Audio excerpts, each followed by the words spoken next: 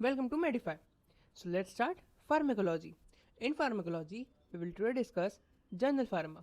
In general pharma, this is the last lecture of today. So let's start the last topic, which is types of drug. In types of drug, before further proceeding, we will start a small topic which is development of drug or drug development. Drug development यानी कि कोई drug develop कैसे होती है। तो drug develop होने की एक प्रोसीजर होती है। पहले ड्रग को डिस्कवर करा जाता है। ड्रग को डिस्कवर करा जाता है नेचुरल और सिंथेटिक सोर्स से, और उसको एक वायल में लिया जाता है कि भैया ये ड्रग है, इसको अपन ने नेचुरल और सिंथेटिक सोर्स से लिया है, ठीक है। अब उसको लेने के बाद में आफ्टर ड्रग डिस्कवरी अपन उसकी एनिमल टेस्टिंग करते हैं, यानी कि एनिमल के ऊपर उसको डाल के देखते हैं कि क्या इफेक्ट आ रहा है एनिमल्स पे। एनिमल्स पे इफेक्ट डालने के बाद, और एनिमल नहीं पता है, एनिमल में भी अलग अलग ग्रेडिंग होती है कि पहले गिनेपिक्स यानी कि अपनी माइसेस जो चूहे होते हैं वो, फिर रैबिट, उसके बाद डॉग्स, उसके बाद मंकी, इस बीच में भी हो सकता है। यूजी लेवल पे अपने को इतना पता है, इसे इतना ही रहने दो। एनिमल के बाद में एक लैब टेस्ट होता है, एक लैब टेस्ट होता है, या इसके साथ में हो सकता है वो, ठीक है। और उससे ये जो लैब टेस्ट हो रहा है और जो एनिमल हो रहा है, इन दोनों को मिला के बनता है IND। क्या बनता है? IND। इंडिया नहीं, IND। What is IND? IND is investigating new drug. नए ड्रग का पता लगाना, IND, investigating a new drug, ठीक है। तो इसको बोलते हैं अपन IND रेडी कर रहे हैं, इसमें एनिमल और लैब टेस्ट हो रहे हैं। और इस चीज़ को पता है क्या बोलते हैं? इस चीज़ को बोलते हैं प्री क्लिनिकल ट्रायल। क्या बोलते हैं? Pre clinical trial. अब क्या होगा? अब होगा human testing. Human testing human testing को बोला जाता है क्लिनिकल ट्रायल। Clinical trial. अब clinical trial is a topic of practical. तो जैसे कि अपन सब ने डिसाइड करा है, क्लिनिकल ट्रायल का एक अलग से शॉर्ट वीडियो बन के हमारे चैनल पे आ जाएगा, आप देख लेना। उसमें क्लिनिकल ट्रायल के अलग अलग फेजेस बता देंगे हम आपको, फेज 0, फेज 1, फेज 2, फेज 4 और फेज 3 भी, ठीक है। ये 4 फेजेस, बहुत छोटी सी चीज़ है, इतनी बड़ी लेक्चर में उसको लेने की जरूरत नहीं है, उसको छोटी सी चीज़ अपन समझ लेंगे उसको शॉर्ट में, क्योंकि प्रैक्टिकल की तुम शॉर्ट देखोगे सारे, तुमको सारे प्रैक्टिकल वेज हो जाएंगे, ठीक है। सो ह्यूमन टेस्टिंग होगी, क्लिनिकल ट्रायल्स को बोलते हैं। उसके बाद यहाँ होता है NDA। What is NDA? जब ह्यूमन टेस्ट खत्म हो जाते हैं, यानी कि फेज 4 जब ह्यूमन टेस्ट खत्म हो जाता है, एक्चुअली फेज 3 होता है जब तुम्हारा ह्यूमन टेस्ट खत्म होगा। फिर जो फेज 4 होता है ना, वो एक ब्लाइंड टेस्ट होता है, मतलब डॉक्टर को भी नहीं पता है, वो उसको बोलते हैं डबल ब्लाइंड टेस्ट, जिसमें जो क्लिनिशियन है उसको भी नहीं पता है कि ड्रग की टेस्टिंग हो रही है ना पेशेंट को पता रहेगा, ठीक है। इसको बोलते हैं डबल ब्लाइंड टेस्ट। वो फेज 4 में होता है, फॉर टेस्टिंग द मार्केट। तो वो फेज 4 से पहले एक NDA यानी कि न्यू ड्रग एप्लीकेशन फाइल होती है, और वो जाती है कहाँ पे? इंडिया में वो जाती है CDSCO में। CDSCO। अब इसका फुल फॉर्म होता है सेंट्रल ड्रग स्टैंडर्ड, हाँ, central drug standard control organisation. Central drug standard control organisation. तो भैया ये है तुम्हारा CDSCO। और अगर यही अपनी अगर अमेरिका या USA होता तो वहाँ पे होता है FDA, ठीक है, वहाँ पे FDA संभालता है इसको। तो समझ में आ गया CDSCO। NDA क्या है? New drug application. What is this NDA? New drug application, जो कहाँ फाइल होगी? CDSCO में। और कब फाइल होगी? क्लिनिकल ट्रायल के फेज 3 के बाद। क्लिनिकल ट्रायल के फेज 3 के बाद, या फिर मार्केट टेस्टिंग के फेज के पहले, मार्केट टेस्ट करने के पहले। उसके बाद अब भैया इसका मार्केट टेस्ट होगा, सीधा मार्केट में चली जाएगी ड्रग। कितना सिंपल है बताओ। ड्रग को डिस्कवर कर लो, एनिमल पर टेस्ट कर लो, लैब की टेस्टिंग कर लो, फिर ह्यूमन ट्रायल कर लो, फिर मार्केट में डाल दो। इट्स तो सिंपल। नहीं, इन सारी चीज़ों में साल लग जाते हैं। सिर्फ अकेली एनिमल टेस्टिंग में 3 साल का टाइम देते हैं, 3 साल का टाइम। ह्यूमन टेस्टिंग में 7 साल लगते हैं। 3 साल एक फेज़ में, 3 साल एक फेज़ में, और 1 साल एक फेज़ में, 1 2 3। फिर आता है अपना मार्केट फेज़, जो कि अलग 2 साल का होता है। ये नहीं करके एक ड्रग को, अगर कोई नई ड्रग है उसको और उसको लाना है, तो अगर इमरजेंसी नहीं है, जैसे कि फॉर कोविड-19 वो अलग केस है कि भैया तुमने ड्रग निकाली होगी, उसकी एपिडेमिक की ज़रूरत थी, उसकी ज़रूरत है, गवर्नमेंट को भी ज़रूरत है, पूरे वर्ल्ड को ज़रूरत है, तो अपने निकाली। ऐसे नॉर्मल कोई ड्रग अगर डिस्कवर होती है उसको कम से कम 12 से 15 साल लगते हैं मार्केट में आने के लिए, ठीक है। तभी तो फार्मास्यूटिकल कंपनियाँ कर रही है, जो ये ड्रग डिस्कवर्ड है बस उसका नाम तो चेंज करके वही वही बेच रही, क्योंकि इसमें कोई ट्रायल करना नहीं पड़ेगा। जैसे कि पैरासीटामोल का डोलो, पैरासीटामोल 650, मोनोसेफ, अलग अलग नाम से बिकती है, ठीक है। तो भैया ये सारी बातें हो गई।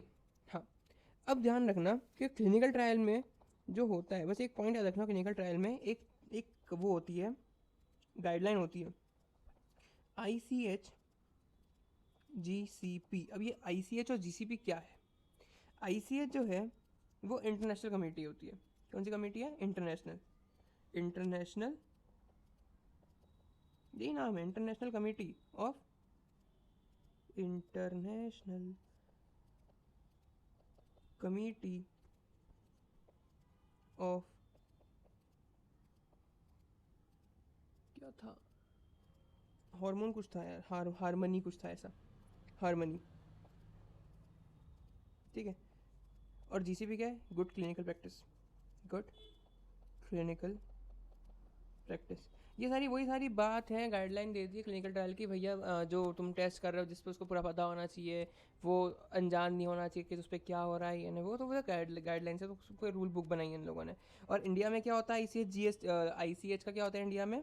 तो in India there is, in India, India में कौन सी कमेटी बनी है इसके लिए? इंडिया में बनी है NDCTR, ये इंपॉर्टेंट है, इसका याद रख लो, new drug and clinical trial, clinical trial rule, ये रूल बुक है जो कि इंडिया के अंदर लागू होती है और अपने को इससे मतलब है, ठीक है। और इसी के हिसाब से जो अपनी क्लिनिकल ट्रायल है उसको फेजेस में होने चाहिए, सिंपल। और इसी के हिसाब से according to this clinical trial should be in phases, या मस्ट बी इन फेजेस। चलो, तो ये हो गई ड्रग डेवलपमेंट की बात, समझ में आया कुछ? चलो एक बार फिर से डिस्कस कर लेते हैं। ड्रग डेवलपमेंट क्या होता है? ड्रग की डिस्कवरी हुई, ठीक है भैया, ड्रग की डिस्कवरी हो गई, उसके बाद में उसको एनिमल पे टेस्ट किया, पहले माइस पे, फिर रैबिट पे, फिर डॉग पे, फिर मंकी पे, ये रहा, पहले माइस पे, फिर रैबिट पे, फिर डॉग पे, फिर मंकी पे। उसके बाद में क्या हुआ, उसका लैब टेस्ट हुआ, लैब टेस्ट में यहाँ फाइल हुआ एक IND। What is IND? Investigating a new drug. Animal test और लैब टेस्ट को मिलाकर बोलते हैं प्री क्लिनिकल ट्रायल। उसके बाद में क्या हुआ, ह्यूमन टेस्टिंग हुई। ह्यूमन टेस्ट में क्या हुआ, जैसे ह्यूमन टेस्ट हुआ तो वहाँ पे हुआ क्लिनिकल ट्रायल। क्लिनिकल ट्रायल कैसे होते हैं? फिजिक्स में होते हैं, according to NDCTR। What is NDCTR? New drug clinical trial rules, ठीक है। NDCTR, अकॉर्डिंग टू NDCTR जो क्लिनिकल ट्रायल होते हैं वो फेजेस में होने चाहिए, तो फेजेस में होते हैं, ठीक है भैया। फेज 4 यानी कि मार्केट टेस्टिंग के पहले एक चीज़ होती है, इसको बोलते हैं NDA। What is NDA? New drug application, new drug application. वो अपन कहाँ देते हैं? CDSCO में देते हैं, इंडिया के अंदर कहाँ देते हैं? CDSCO। What is CDSCO? Central drug standard and control organisation, CDSCO होता है, ठीक है। हर डिस्ट्रिक्ट में होता है ये। उसके बाद मार्केट में अपन दे देते हैं इसको बेचने के लिए, ठीक है। देन बात करते हैं क्लिनिकल, थोड़ी बात करते हैं क्लिनिकल ट्रायल की। तो clinical trial all over international level पे कौन हैंडल करता है? तो ICH GCP रूल बुक होती है इंटरनेशनल लेवल पे। ICH GCP का फुल फॉर्म क्या है? तो ICH का होता है इंटरनेशनल कमेटी ऑफ हार्मनी, और GCP का होता है गुड क्लिनिकल प्रैक्टिसेस। इंडिया में अपन देखते हैं तो इंडिया में ICH GCP का होता है NDCTR का होता है new drug and clinical trial rule book. Okay, अब तक अब बात करते हैं अपन, नेक्स्ट आगे बढ़ते हैं अपन टाइप्स ऑफ ड्रग के पहले एक और टॉपिक हम डिस्कस कर लेते हैं, which is nomenclature of drug. Nomenclature ये मैंने पढ़ा नहीं था, छोटा टॉपिक है, इसमें छोड़ दिया था एंडिंग के लिए। नोमेनक्लेचर ऑफ ड्रग, इसमें कुछ नहीं पढ़ना है, बस ये पढ़ना है कि ड्रग के 3 नाम होते हैं भैया।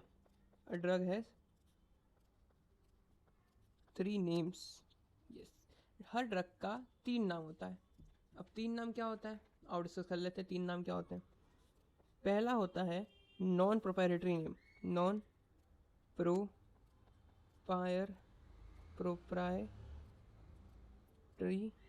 Name, non proprietary name. दूसरा होता है केमिकल नेम, ये इंपॉर्टेंट होता है, इसमें सब पहले लिखा है। दूसरा होता है केमिकल नेम, और तीसरा होता है प्रोप्राइटरी नेम और ब्रांड नेम। देखो ड्रग है, ऐसे समझ में नहीं आएगी, एग्जांपल समझो, इधर आओ। जो नॉन प्रोप्राइटरी नेम है, जस्ट सपोज एस्पिरिन। एस्पिरिन एक ड्रग है, उसका नाम क्या है, नॉन प्रोप्राइटरी नेम है, नॉन प्रोप्राइटरी नेम का, और दूसरा नाम क्या है, जेनरिक नेम, इसको हम बोलते हैं जेनरिक नेम। ठीक है, एस्पिरिन इसका जेनरिक नेम है। केमिकल नेम क्या है इसका, एसिडोमिनोफेन, राइट? नहीं, वो पैरासीटामोल का होता है, इसका क्या होता है, इसका हाँ acetyl salicylic acid, acetyl salicylic acid. चलो भैया ये हो गया एसिटाइल सैलिसाइक्लिक एसिड। उसके बाद प्रोप्राइटरी और ब्रांड नेम, सबको पता है कि एस्पिरिन किस नाम से बिकती है, डिस्पिरिन, और एस्पिरिन एस्पिरिन के नाम से ही बिकती है। ये एस्पिरिन एस्पिरिन आता है, एस्पिरिन आईपी, डिस्पिरिन। ठीक है, तो हुआ क्या, देखो आईयूपीएसी को जानते हो, जो तुमने पढ़ा होगा केमिस्ट्री में। आईयूपीएसी क्या होता है, इंटरनेशनल यूनियन ऑफ, पढ़ा था ना कहीं अपन, international union of chemistry, IUPAC. अरे पढ़ी तो थी भैया, केमिस्ट्री में नहीं पढ़ा क्या आईयूपीएसी, है ना? तो ये केमिकल नेम कौन रखता है, आईयूपैक रखता है, आईयूपैक। ठीक है, ये हो गया, आईयूपैक ने रख दिया इसका नाम एसिटाइल सैलिसाइक्लिक एसिड।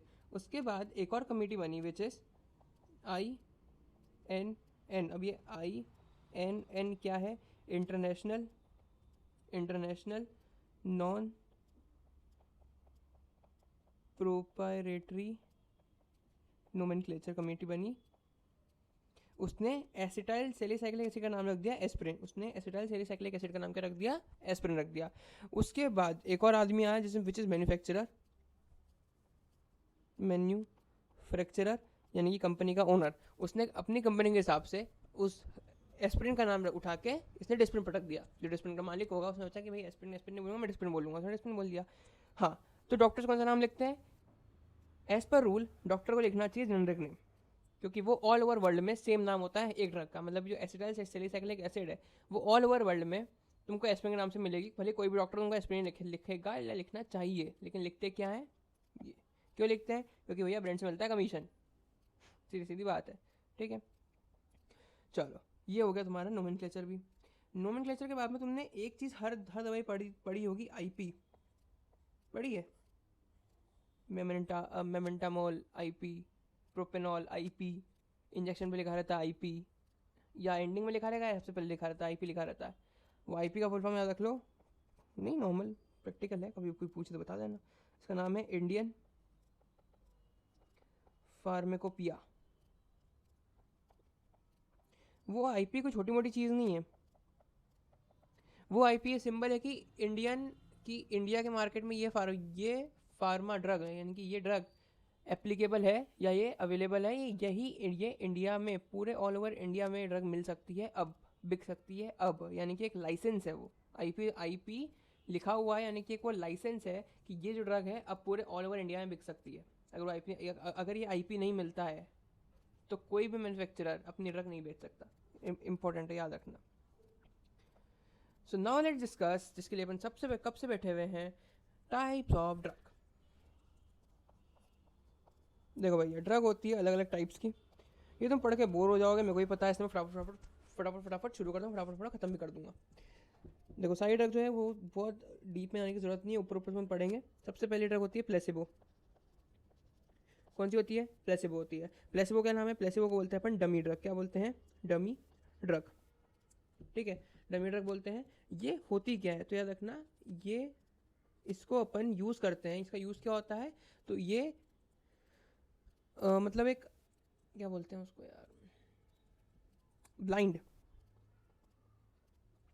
जब ब्लाइंडिंग करनी होती है किसी पेशेंट की।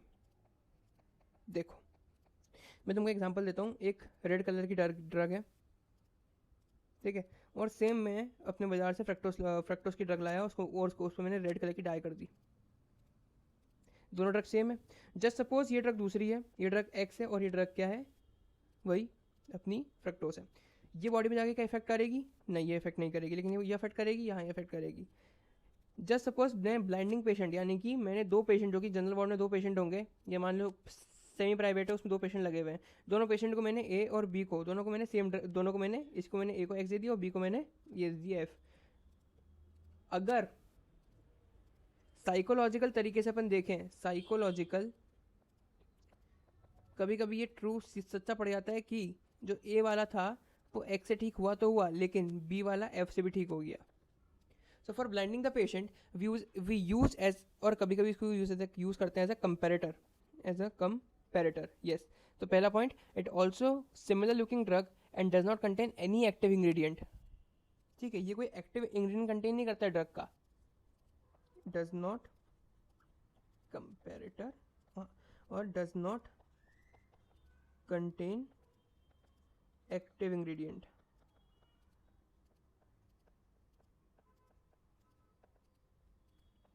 ठीक है, कोई एक्टिव इंग्रेडिएंट नहीं होता। इसको साइकोलॉजिकल बेसिस पे जब ठीक करना होता है पेशेंट को तब भी अपन देते हैं, फॉर ब्लाइंडिंग द पेशेंट भी अपन देते हैं, और कंपेरेटर की तरह भी देते हैं। तो ये हो गया अपना प्लेसिबो। प्लेसिबो के बाद अपना नेक्स्ट टॉपिक है ऑर्फन ड्रग। ऑर्फन ड्रग, अब ये ऑर्फन ड्रग क्या है? ऑर्फन ड्रग जो होता है वो ड्रग फॉर रेयर डिसीज होता, ड्रग फॉर रेयर डिसीजेस। अब ड्रग फॉर रेयर डिसीजेस मतलब जो डिसीज 5 लाख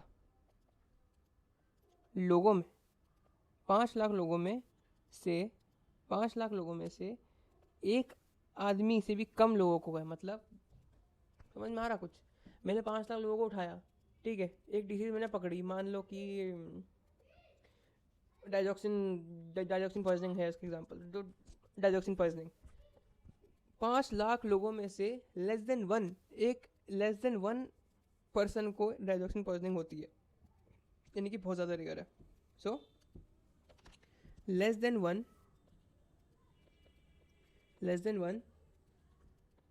पर 5 लाख पर्सनस, पर 5 लाख पॉपुलेशन, मतलब 5 लाख की पॉपुलेशन में एक से भी कम इंसान को डाइजॉक्सिन पॉइजनिंग होगी। तो रेयर डिसीज क्या होती है?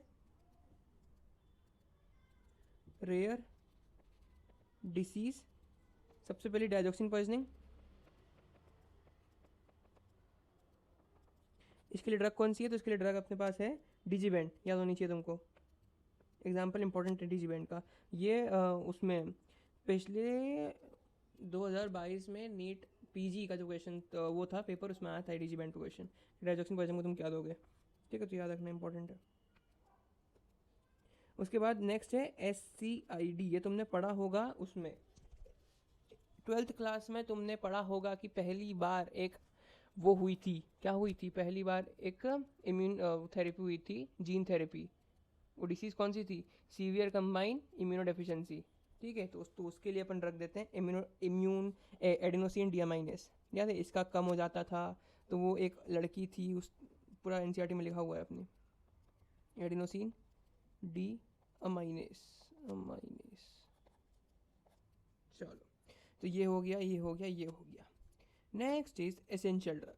ये इतनी इंपॉर्टेंट नहीं है, लेकिन रेयर ड्रग और अपनी मतलब ऑर्फन ड्रग और प्लेसिबो ये इंपॉर्टेंट है, याद रखना। एसेंशियल ड्रग ये अपन क्यों पढ़ रहे हैं?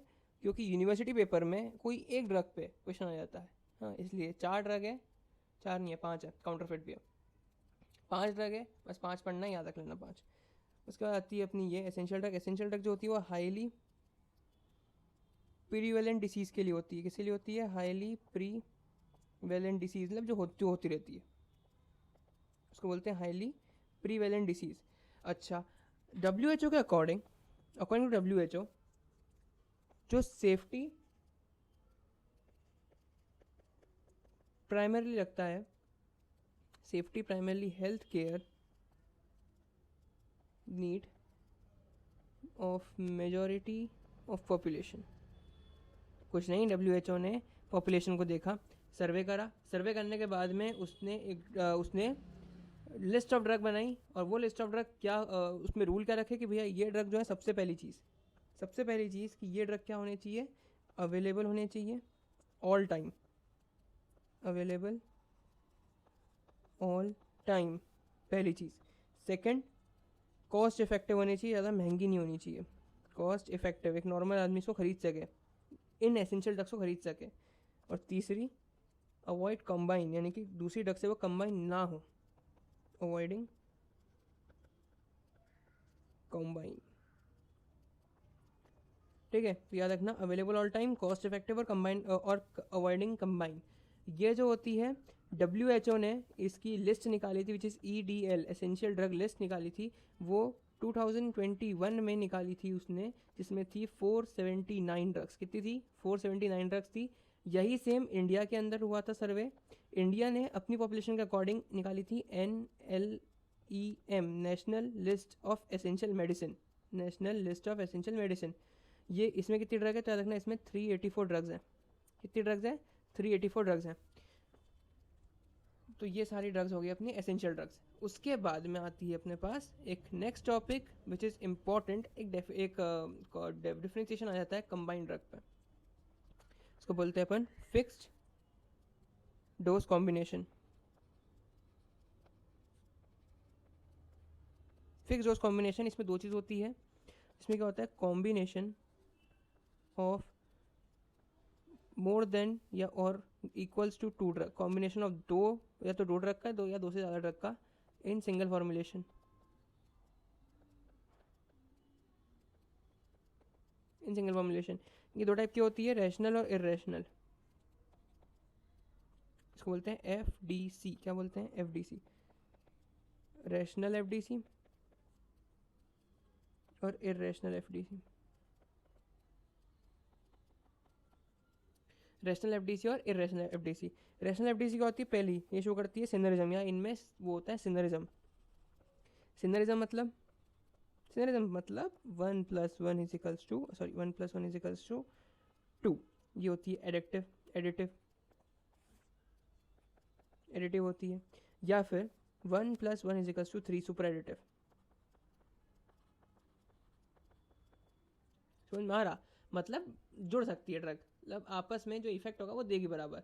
जस्ट सपोज अपनी आइबुप्रोफेन और पैरासीटामोल, इन दोनों को प्लस करेंगे, दोनों बराबर अपना इफेक्ट देती है। आइबुप्रोफेन जो होती है वो अपना पेन, अपना एनाल्जेसिक इफेक्ट प्रॉपर दे रही है, और पैरासीटामोल अपना जो एंटी फीवर इफेक्ट होता है वो प्रॉपर देती है।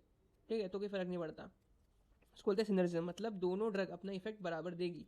दूसरा पॉइंट, रिड्यूस साइड इफेक्ट। एक दूसरे के साइड इफेक्ट खत्म कर देंगे, क्योंकि दो ड्रग अपन ऐसे साथ मिलाएंगे जिनका इनका इफेक्ट ही अलग हो। ठीक है, इनका इफेक्ट ही अलग होता है, तो दोनों अपने साइड इफेक्ट रिड्यूस कर देंगे। जस्ट इसका एग्जांपल है अपने पास लीवोडोपा प्लस कार्बिडोपा। ठीक है। Third point, reduce resistance of another drug. Reduce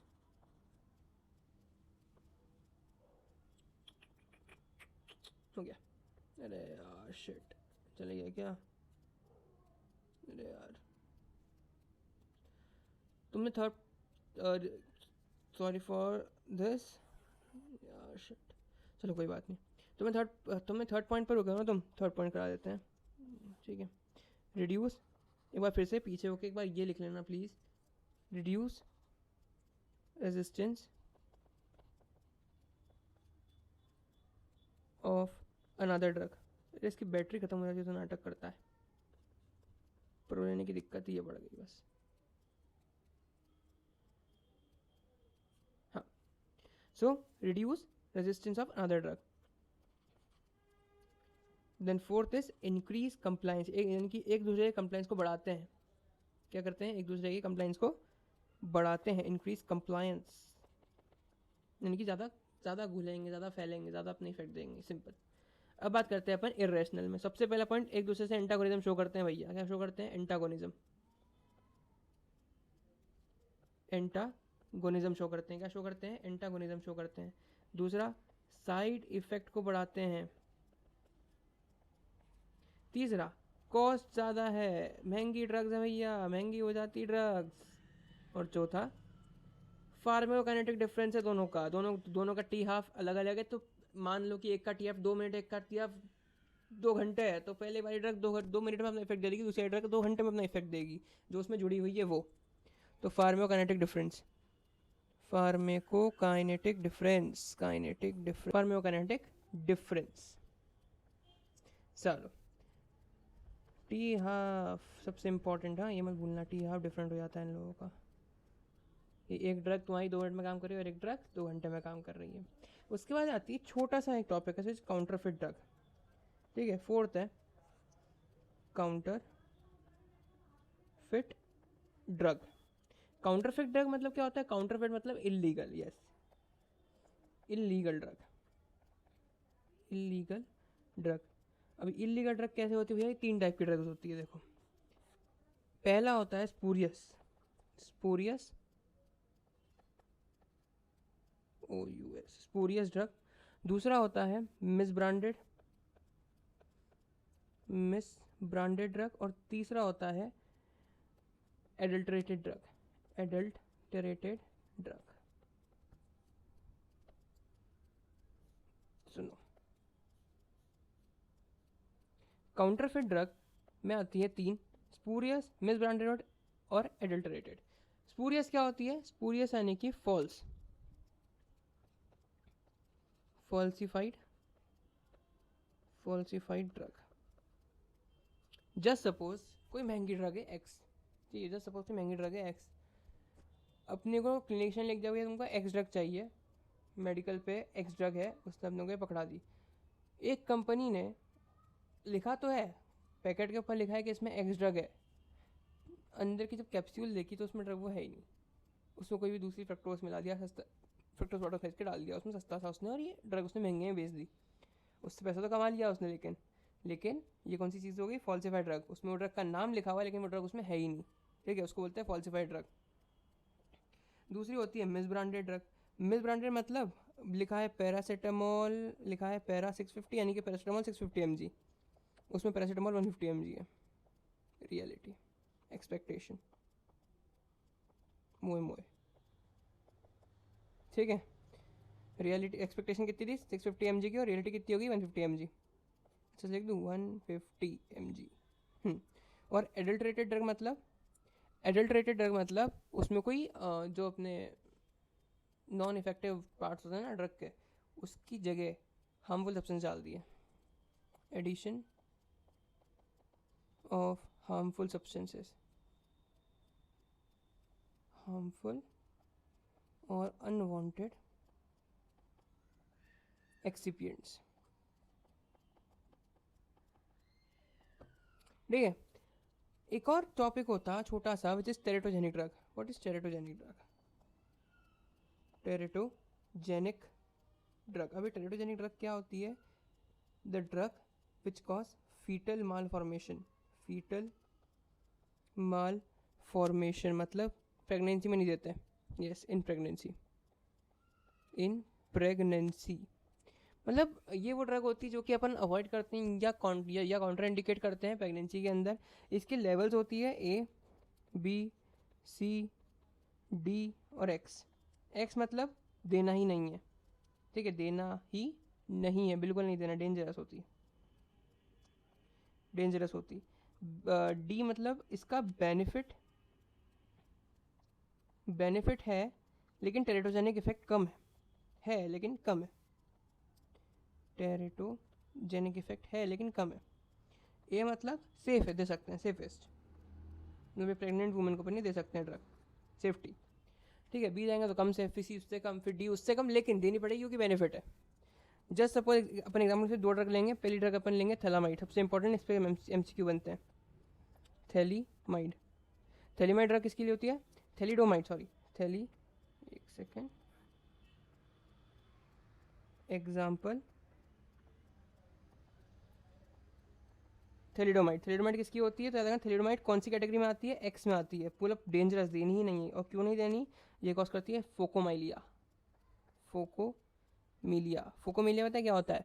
limb degeneracy होती है, यानी कि जो फीटस होता है उसके हाथ पांव छोटे हो जाते हैं, हाँ, उसके छोटे से हाथ हो जाएंगे, जो जो हाथ होता है ना छोटे से बेबी के, उसके वैसे ही हाथ रह जाएंगे, डेवलप ही नहीं हो पाएंगे, उसके हाथ ही डेवलप नहीं हो पाएंगे, बड़े नहीं हो पाएंगे हाथ उसके, या पैर नहीं बड़े हो पाएंगे, ऐसे ही होता है, कोई एक चीज़ छोटी छोटी हो जाती है थैलिडोमाइड से। ये हो गई एक्स की एक एग्जांपल। दूसरा एग्जांपल अपन देते हैं एपिलेप्सी ड्रग, मतलब एंटी एपिलेप्टिक, एपिलेप्सी लाएंगे थोड़ी, एंटी एपिलेप्सी। अब सुनो, अब अगर किसी को एपिलेप्सी का वो है कि भैया मिर्गी के दौरा आते हैं, ठीक है। अब वो तो आएंगे, आज नहीं आएंगे कल आ जाएंगे, तो उससे बचने के लिए अपन ड्रग दे दो, भले ही वो टेराटोजेनिक ड्रग है, लेकिन अगर उसका दौरे आ गए तो वो ज़्यादा इफेक्ट दे देगा उसको, वो ज़्यादा इफेक्ट कर देगा। वो हो सकता है कि उसको एबॉर्शन करना पड़ जाए, है ना। तो इसलिए अपन ये डी कैटेगरी में डालते हैं। और इसमें कौन सा एग्जाम्पल है, तो देखना एग्जाम्पल में आता है वेलपोरेट, एक ड्रग होती है वेलपोरेट, एंटी एपिलेप्टिक होती है वेलपोरेट। और ये करता क्या है, तो टेराटोजेनिक क्यों है, ये कॉज करता है न्यूरल ट्यूब डिफेक्ट। इससे बचा जा सकता है कैसे, बाय गिविंग फॉलिक एसिड, ठीक है। इसके ट्रीटमेंट में अपन क्या देते हैं, ट्रीटमेंट पर ढेर सारा फॉलिक एसिड देते हैं। तो याद रखना, जो जो जिन औरतों को एपिलेप्सी की प्रॉब्लम होती है, ठीक है, यानी कि दौरे की प्रॉब्लम होती है, उनको folic acid as compare to normal pregnant women ज़्यादा देना पड़ता है, क्योंकि उनको अपन एंटी एपिलेप्टिक ड्रग भी देते हैं, तो बच्चों को न्यूरल ट्यूब डिफेक्ट ना हो। और एक छोटा टॉपिक लास्ट, अलग सा टॉपिक है ये, which is ADR। What is ADR, adverse drug event या एडवर्स ड्रग रिएक्शन। अब ये एडवर्स ड्रग रिएक्शन क्या होती है, और एडवर्स ड्रग जो होती है, इसमें दो पॉइंट आते हैं, एक एडवर्स इवेंट और एक एडवर्स रिएक्शन, दोनों में फ़र्क क्या है। आओ बात कर लेते हैं, बहुत क्वेश्चन आते हैं। सुनना, एडवर्स इवेंट क्या होता है। एडवर्स इवेंट एक नॉर्मल इवेंट है, मतलब एक खराब इवेंट है, जैसे कि एक्सीडेंट हो गया, ये एक एडवर्स इवेंट है। मैं चलते चलते गिर गया, पैर टूट गया, फ्रैक्चर हो गया, ये एक एडवर्स इवेंट है। मैं बेहोश हो गया, बैठे बैठे बेहोश हो गया, एडवर्स इवेंट है। मुझे खतरनाक पेन हो रहा है, इतना खतरनाक कि मतलब मैं सांस नहीं ले पा रहा, इतना खतरनाक पेन हो रहा है, वो एक एडवर्स इवेंट है। लेकिन it may or may not due to drug. वो इवेंट है, लेकिन वो ड्रग के कारण है या नहीं, ये अपने को पता नहीं है। तो ये अगर ड्रग के कारण होगा तो उसको हम बोलेंगे एडवर्स ड्रग रिएक्शन, कि भैया इसके कारण ये हुआ है, तो ये this is always due to drug, always due to drug. अब जैसे कि मान लो कि किसी क्लिनिशियन ने तुमको लिख दिया भैया पैरासीटामॉल ले लेना, तुम लेके ड्राइव कर रहे हो, तुम्हें एकदम से नींद आ गई, तुम्हारा एक्सीडेंट हो गया, तुम्हारी जब हिस्ट्री ली किसी ने एक्सीडेंट की, तो तुमने बोला भैया डॉक्टर ने मेरे को पैरासीटामॉल लिख दी थी, उससे मेरे को उससे बेहोश हो गया। जब तुम्हारी जांच करेगी पता चला कि भैया तुमने ढेर सारी अल्कोहल ले ली थी, और एक्सेस पैरासीटामॉल और एक्सेस अल्कोहल के कारण की वजह से तुम्हारा लीवर अफेक्ट हो गया, तुम वहाँ पे अल्कोहल टॉक्सिकेशन से बेहोश हो गए, ठीक है। और तुम ब्लेम किस पर डाल दिया, क्लिनिशियन पे ब्लेम डाल दिया तुमने कि भैया पैरासीटामॉल हुई थी। तो ये जो तहकीकात करी है, इस तहकीकात की फील्ड कौन बोलते हैं, इस तहकीकात कौन बोलते हैं, कैजुअलिटी असेसमेंट। कैजुअलिटी असेसमेंट कि जो कैजुअलिटी हुई है ये किस वजह से हुई है, और जो करता है वो किस फील्ड में आता है, तो वो होता है फार्माकोविजिलेंस। फार्माकोविजिलेंस याद रखना, क्या रखोगे। सबसे पहली बात, एडवर्स इवेंट क्या होता है, कोई भी खराब इवेंट एडवर्स इवेंट होता है। It may or may not be due to drug. अगर वो ड्रग से हो रहा है तो डेफिनेटली वो क्या है, एक एडवर्स ड्रग रिएक्शन है। पता कैसे करेंगे एडवर्स इवेंट और एडवर्स ड्रग रिएक्शन को, तो अपन पता करेंगे, और प्रोसेस को बोलते हैं कैजुअलिटी असेसमेंट। कैजुअलिटी असेसमेंट जो होती है वो करता कौन है, तो एक फार्मेको विजिलेटर करता है। कौन करता है, फार्मेको विजिलेटर करता है, बस खत्म। अब बात करते हैं एडवर्स ड्रग रिएक्शन की ग्रेडिंग को। Types of adverse drug reaction कितने टाइप की होती है, तो 6 टाइप की होती है, याद रखना। Types of ADR, A B C D E और एफ। समझ में आ गया, सिंपल है। देखो ए से अपन क्या बोलेंगे, ए से अपन बोलेंगे augmented dose, augmented dose. B से अपन क्या बोलेंगे, बिजारे, बिजारे सब बताऊंगा, रुको 2 मिनट, छोटा टॉपिक है फटाफट खत्म कर दूंगा। सी से क्या बोलेंगे, कंटिन्यूड और क्रॉनिक, कंटिन्यूस, COUTINUS,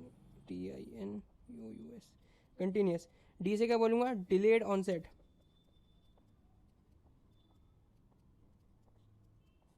ई से क्या बोलूँगा, एंड ऑफ ट्रीटमेंट।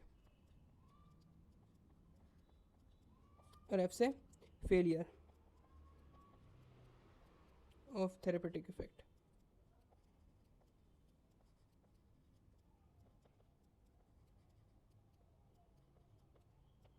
अब सुनो कहानी क्या है। ऑगमेंटेड डोज यानी कि हाई डोज, तुमने हाई डोज दिया, उस कारण से इसको दिक्कत हो गई, ठीक है, उस कारण से इसको दिक्कत हो गई। एग्जाम्पल में अपन लिख देंगे हाइपोग्लाइसीमिक ड्रग, ठीक है, जिससे इनको हाइपोग्लाइसीमिया हो गया due to insulin, hypoglycaemic drug जैसे कि अपनी इंसुलिन, ठीक है। बिजारे यानी कि तुमने क्या करा, कोई भी डोज दे दिया, एनी डोज, ठीक है, और इससे तुमको हो गई एलर्जी, तो ये हो गया बिजारे, क्या, एलर्जी। और इसको अपन बोलते हैं आइडियो सिंक्रेटिक रिएक्शन, कि तुम पता नहीं कर पाओगे, unknown audio syncretic reactions, allergy, ठीक है। कंटिन्यूस और में आती है अपने पास एस्प्रिन, जो कि कॉमनली क्या कॉज करती है, बताया था मैंने, पेप्टिक अल्सर कॉज करता है। ज़्यादा कंटिन्यूसली अपने एस्प्रिन लेंगे तो पेप्टिक अल्सर हो जाएगा। फिर डिलेड ऑनसेट ऑफ एडीआर में आती है सेकेंडरी कैंसर। ये क्या चीज़ है भैया, सुनो, ये कैसे हो जाएगा? क्या होता है कि तुमने एंटी कैंसर ड्रग तो तुम ले रहे हो, ठीक है, तुमने एंटी कैंसर ड्रग ली है, तुमने ड्रग छोड़ दी, अब क्या होगा, जो प्राइमरी कैंसर था वो तो बच गया, लेकिन जैसे ड्रग तुमने छोड़ी तो सेकेंडरी कैंसर हो गया। हाँ, जैसे तुम ड्रग छोड़ोगे उसका इफेक्ट जो हो रहा है वो तुम्हारा डिलेड ऑनसेट में आ गया। नीचे आता है एंड ऑफ ट्रीटमेंट खत्म होने के बाद जो विड्रॉल सिम्टम होते हैं, देखो यहाँ पे डिलेड ऑनसेट में क्या हो रहा है, तुमने प्रॉपर ट्रीटमेंट से ड्रग बंद करी है। एंड ऑफ ट्रीटमेंट में क्या हो रहा है, सडन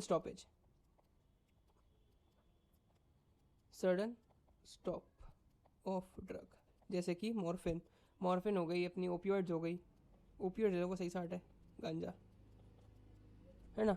तुमने गांजा एकदम छोड़ना तो तुम छोड़ ही नहीं पाओगे उसको, लेते रहोगे, धीरे धीरे छोड़ोगे। अगर एकदम से छोड़ दोगे तो विड्रॉल सिम्टम आएंगे, उल्टी आने लगेगी, चक्कर आने लगेंगे, हाथ दूसने लगेंगे, शिवरिंग होगी, सिंपल, बॉडी टेम्परेचर में डिफरेंस आने लग जाएगा। और लास्ट इज थेरेपेटिक इफेक्ट में फेलियर, यही होती है एंटीबायोटिक रेजिस्टेंस, कि भैया तुमने इतनी एंटीबायोटिक दी पेशेंट को कि उसकी बॉडी एंटीबायोटिक रेजिस्टेंस हो गई। अब तुम्हारे अंदर जो माइक्रो ऑर्गेनिज्म है जो अफेक्ट कर रहा है बॉडी को, उसको तुम एंटीबायोटिक चाहे जितनी दे दो, लेकिन वो एंटीबायोटिक रेजिस्टेंस हो गया, उसको फर्क नहीं पड़ेगा एंटीबायोटिक से। तो क्या करना पड़ेगा, जिस ऑर्गन में वो माइक्रो ऑर्गेनिज्म है उसको हटाना पड़ेगा वहाँ से, ठीक है। चलो भैया,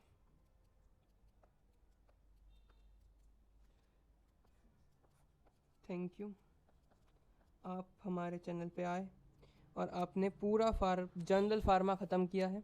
अब जल्द ही कल तक हम ANS शुरू कर देंगे और उसकी लगभग 5 वीडियोस बनेगी ANS की। ग्लाइकोमा को मिला जुला के मैं 6 वीडियोस में ख़त्म कर देंगे, ग्लाइकोमा शॉर्ट्स में बना देंगे। तो बहुत थैंक यू आपका कि आप हमारे चैनल से आपने जनरल फार्मा पढ़ी। तब तक के लिए जय श्री महाकाल, धन्यवाद।